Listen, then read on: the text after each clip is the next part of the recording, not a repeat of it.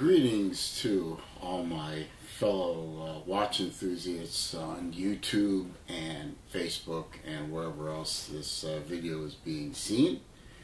It's me, Celine Driver, from a different perspective today, because I'm not reviewing any watches today. I'm doing a commentary video, my first, so I figured I would just reveal my face to the YouTube and Facebook watch community. If you see me glancing down occasionally at my phone, it's because I'm using a GoPro with the preview software on the phone, so I look at it occasionally to make sure that I'm still in frame and so on.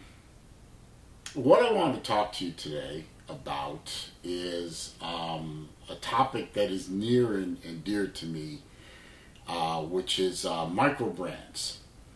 The reason it's near and dear to me is because, among other things that I do, I am a moderator on 4 different Facebook groups, and one of them is the Kickstarter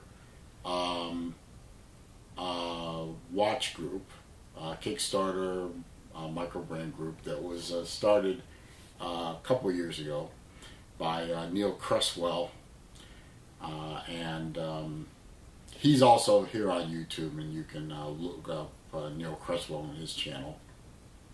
He does some excellent videos and reviews of watches that are microbrands, and some that he sells through his store. Microbrands can be a good thing, and microbrands can be a bad thing. Quick wristwatch check. I am wearing my Zelos Great White.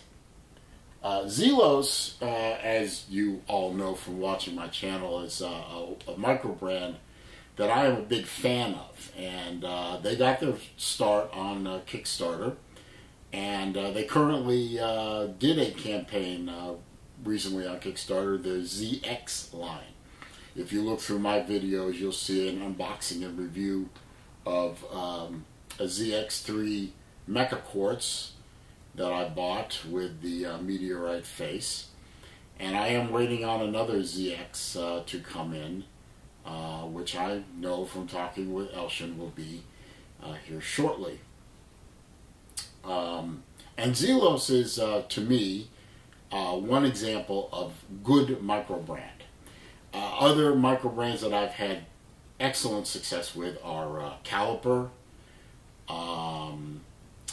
Augusta Ramon, if I'm pronouncing that right, Waldhoff, Zelos, of course, a couple others. All of them I've had a good to very good, and in the case of Zelos, excellent service, excellent product.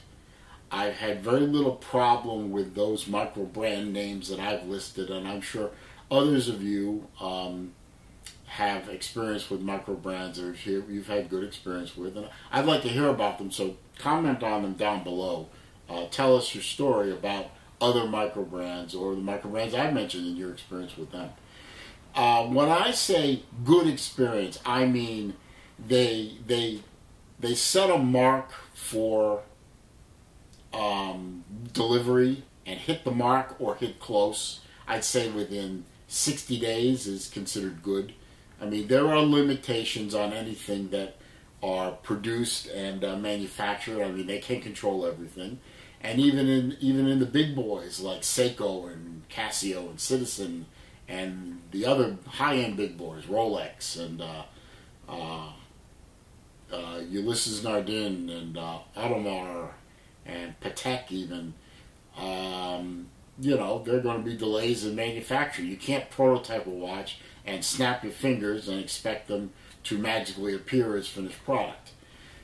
I understand this, and I factor this into any micro brand I buy on Kickstarter or Indiegogo or any of the other places you go to get these things. And some of them have transitioned, such as Waldorf and Zelos and Augusta. They've transitioned away from, or transcended, if you will, Kickstarter and so on, and sell watches on their own quite successfully. And I own some of those watches. Now, I've sold Microbrand watches in my collection because my collection has changed over time and my tastes have changed over time. And I've sold a lot of those watches. Not my Zelos. No, not those. But others have come and gone. But they were sold out of desire to fund other purchases and because my taste had changed, not because I was angry or upset with the company.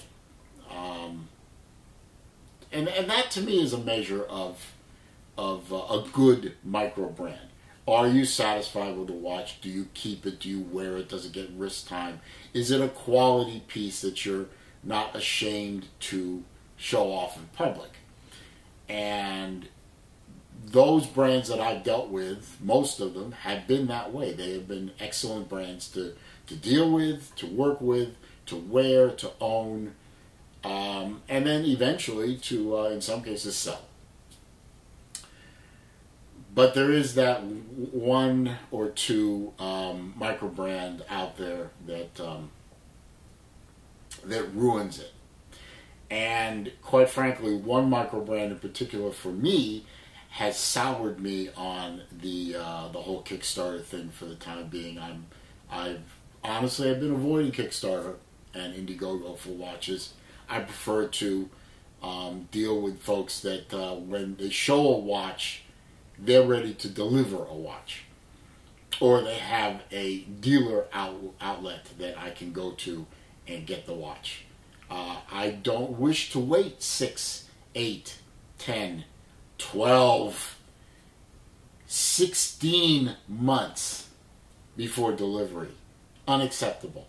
That to me is a fail right away. If you are blowing your shipments dates by more than 60 days is bad. When you're blowing your shipment dates by a year, get out of the business. My opinion. Just, this whole video, by the way, I'll do this now. I should have done it earlier. I'll do this now. My opinions are mine. I'm not being told by anyone to say or not say anything. I will suffer the ramifications of what I say, either personally or otherwise. But my opinions are mine, my stories are mine, and my stories and my examples that I give will be factually accurate to the best of my knowledge, based on my experience, nobody else's. The one micro brand that I am talking about specifically is Filippo Loretti. And I can hear on the other side of my camera the heads exploding as I say this. Filippo Loretti, my experience with them has been poor, and that's being kind. I backed their second campaign and their third campaign. I shouldn't have backed the third campaign based on what happened in the second campaign, but I'll tell you why I did. I backed the second campaign. I bought 2 watches from them, a Venice and a Milano line. Those watches have been sold. Long time ago I sold those. I did actually buy, based on those watches, other Filippo Loretti watches, which I accumulated. I even showed on this channel and sold every one of them. I had at one point up to 15 Filippo Lorettis from their first and second campaigns. Every one of them's gone. Every one. The second campaign was a disaster because, as some of you who know me personally and others who know me from Facebook, I'm quite opinionated and I'm not terribly ashamed of voicing my opinion. So I got rather vocal on the forum inside of Kickstarter where backers go to post their questions, their comments, their opinions, their wishes, hopes, desires, and complaints. I was very active and very vocal, so much so that for no apparent reason, and for me not asking, well, there was an apparent reason, obviously, but But I didn't ask for it, but Filippo Loretti actually canceled my order, refunded all my money, every cent, but they canceled my order arbitrarily, and when I questioned them, they said they were tired of my negativity. And they didn't think I deserved to be a customer based on my negativity. Okay. So I went onto a review site whose name escapes me at the moment, Time something or other, and wrote my story. It was a rather long review with a 1-star rating. I would have given him a 0-star if it had been possible. And I wrote that all out, and evidently it caught Filippo Loretti's attention and the attention of a lot of people, because that particular review had a lot of views and a lot of opinions attached to it. And somebody in Filippo Loretti, whose name I will not reveal, it was a lady who doesn't work there anymore, by the way, contacted me and said, look, if we reinstate your order and you get it and you get the order and you like the watches, will you consider modifying your review? And I said yes. So I repaid. I got the watches about 3 or 4 weeks later. No, 3 weeks later, yes. And they were decent watches. I mean, they weren't spectacular watches. They were really good-looking watches, but they weren't, you know, I mean, they were not worth jumping, you know, jumping over the moon over, but a nice watch. And I changed and modified my review to reflect the updated information. And I kept talking to her. And then she left the company and she turned me over to a gentleman who, again, I will not name him because he is also no longer with the company. I don't want to drag him back into this problem. Well, it's not a problem, but the situation. But he was the epitome of customer service. I emailed him constantly about new purchases. He handled every purchase that I made personally. He made sure they got on the truck, on the plane, they had all their paperwork, they got to me in a timely manner. He was fantastic to deal with. He was almost as good as El Shintang over at Zelos. In fact, I'd say he was as good as him. He cared about his customers, he responded to my emails, and he was fantastic to deal with. And based on dealing with him, when the third campaign came out, and it contained a smartwatch, and at the time, this is over a year ago, I was into smartwatches. I ordered 3 watches based on campaign number 3. This was 16, 17 months ago. I never got those watches. I was really soured on Filippo Loretti and Kickstarter watch in general after that guy that I had been dealing with at Filippo Loretti left the company. He was, I believe, forced out. I'm not really sure. That doesn't really matter. He wasn't there. The customer service level dropped back to the old Filippo Loretti levels, which is emails went unanswered for days. Replies were cryptic and contained no information. Replies to those went unanswered for days again.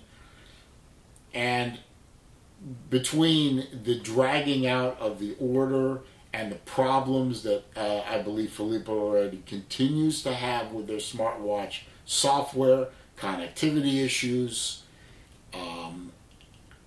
watch dying issues, non-functioning issues, bugs out the wazoo, I lost confidence and I became very vocal on the Filippo Loretti Facebook group, the official group, and the unofficial group, and on the Kickstarter group, and anywhere I could make my opinions known. I got so bad to Filippo Loretti's opinion anyway, they put me in Filippo Loretti Facebook group jail for a week and a half. Didn't stop me because they couldn't shut me down on the other groups, but they put me in jail for that group. Finally, it got to the point where they and I just decided to part ways. Again, they refunded my money. They refunded it rather promptly. Every penny. didn't keep one dime, canceled the order. I didn't have to worry about getting a watch that didn't function, and 2 other fashion watches that I didn't want anymore. And they didn't have to worry about me anymore either. And they'll never have to worry about me anymore, because I'll never buy a Filippo Loretti watch again, and I don't advise anyone who I talk to about it to do that. But that's, again, my opinion. This is my story. It's unique to me. And if you have Filippo Loretti watches from campaign 1, 2, or 3, and you have the smartwatch, the Renaissance, pardon me, and it's working for you, as we say, lazim leiden. Go, mazel tov. Go with God. You, sir and or madam, are a happy customer, and you should be. And I have nothing but happiness for you. But the whole Filippo Loretti experience, and some other experiences that are more minor, I mean, the long delays with Kickstarter and Indiegogo stuff in general, the unpredictability of the quality, and in some cases not great customer service, is just, and for me, turned me off of Kickstarter for the time being. And quite honestly, at the moment, I'm not seeing any watches out on Kickstarter that I particularly like. So I'll stick with the brands that I do like. I'll stick with Zelos. I'll stick with Seiko. I'll stick with Glycine before the Invicta takeover.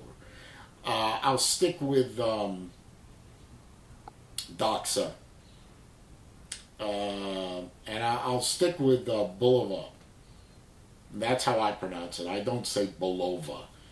It's too close to baloney. I don't know why, but I'll stick with the classic Bulova Accutrons. I'll stick with the stuff that I know, that I like, and that doesn't take, a lifetime and a half to come to me. So for the moment, I'm off Kickstarter.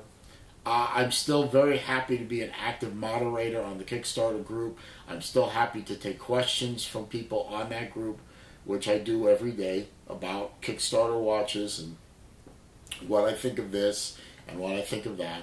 I'm more than happy to talk about Kickstarter and Indiegogo here on my YouTube channel. But for me, my money is going into watches that I can get quickly, and they are tangible in my hands within a week or two, instead of out there in ether 4 months at a time. Again, my opinion. You have yours, I have mine. That's the wonderful thing about this world. We can all have our own opinions, and everyone's right. Anyway, I'm going to wrap the video up. I hope you enjoyed seeing what I look like. I have a face for radio, obviously. And I hope you enjoyed the content. I hope to do some more of these, sit down and chit-chat kind of things, as opposed to just straight watch reviews. But there'll be some more coming, because I have more watches coming. Anyway, if you like the video, thumbs up, please.